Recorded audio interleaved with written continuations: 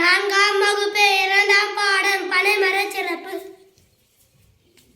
மாலையில் பள்ளி முடிந்து அழகனும் வண்ணமயிலும் மயிலுடன் பேசிக் கொண்டே வீடு திரும்பிக் கொண்டிருந்தனர். வழியில் சாலையோரத்தில் பந்து போல கருப்பு நிற ஒரு பழம் விழுந்து கிடந்தது.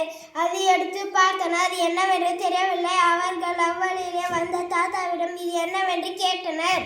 தாத்தா தாத்தா இது என்ன பழம்? இதுவா? இதுதான் பனம்பழம். இந்த பழத்தை தின்னலாமா தாத்தா? தின்னலாம். வண்ணமயில் மிக சுவையாக இருக்கும், சத்து மிக்கது. தாத்தா இந்த பனம்பழத்தை பற்றி தெரிந்து கொள்ள ஆவலாக உள்ளது தாத்தா. சொல்கிறேன் தம்பி. பனைமரம் உயரமாக வளரக்கூடியது. இம்மரத்தில் பனம்பழம் காய்த்து பழுக்கும். பனைமரம் வேர், தூர்பகுதி, நடுமரம், பட்டை மட்டை, உச்சி பகுதி, ஓலை, சில்லாட்டை, பனைப்பீலி, பனங்காய், பச்சை மட்டை, சாறை ஓலை, குளுத்தோலை முதலிய 12 உறுப்புகளை உடைத்து இந்த உறுப்புகள் ஒவ்வொன்றும் ஒவ்வொரு பயனை தரக்கூடியது. அதனால் தன் பனைக்கு கற்பகத்தரு என்ற பெயரும் உண்டு. பனைமரம் எவ்வளவு சிறப்பானதா தாத்தா? நான் நுங்கு மட்டுமே உண்டுள்ளேன். இந்த பனைமரத்தால் நமக்கு வேறு என்ன பயன்? நுங்கும் பனைகளும் உணவாக பயன்படுகின்றன. பனை ஓலைகள் கூடைகள் முடையவும் கைவினைப் பொருட்கள் செய்யவும் கூரை வேயவும் பயன்படுகின்றன. பனஞ்சாறு பதநீராகவும் கற்கண்டாகவும் கற்பட்டியாகவும் பயன்படுகிறது. மேலும் பனைமரம் புயலை தாங்க வலிமை பெற்றது. இத்தனை பயன்மிக்கதா பனை? ஆமாம் அழகா. அது மட்டுமல்ல, நமது முன்னோர்கள் பற்றியும் பண்டைய இலக்கியங்கள் பற்றி தெரிந்து கொள்ள நமக்கு பெரிதும் உதவியது பனை ஓலைச்சுவடிகள் தான். அப்படியா?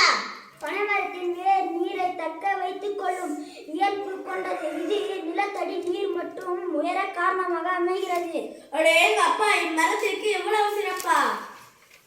பனங்காய் வண்டி, பனை ஓலை, காற்றாடி, பனை ஓலை, விசிறி, பொம்மைகள் ஆகியவற்றை செய்து நீங்கள் பல்வேறு விளையாட்டுகளை விளையாடலாம். இத்தகைய பயன்மிக பனைமரத்தால் இப்போதெல்லாம் அதிகம் பார்க்க முடிவதில்லையே தாத்தா.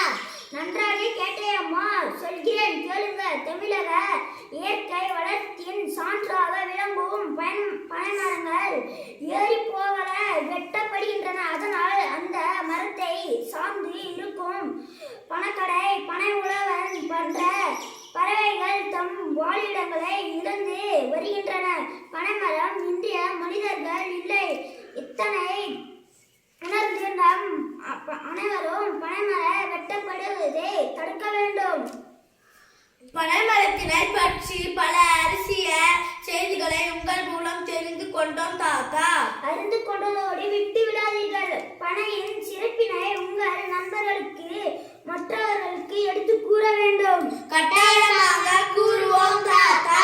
மிக்க மகிழ்ச்சி குழந்தைகளே. தமிழரசியின் பண்பாட்டை உணர்ந்தும் பயன்மிக்கு பனைமரம் நமது தமிழ்நாட்டின் மாநில மரம்.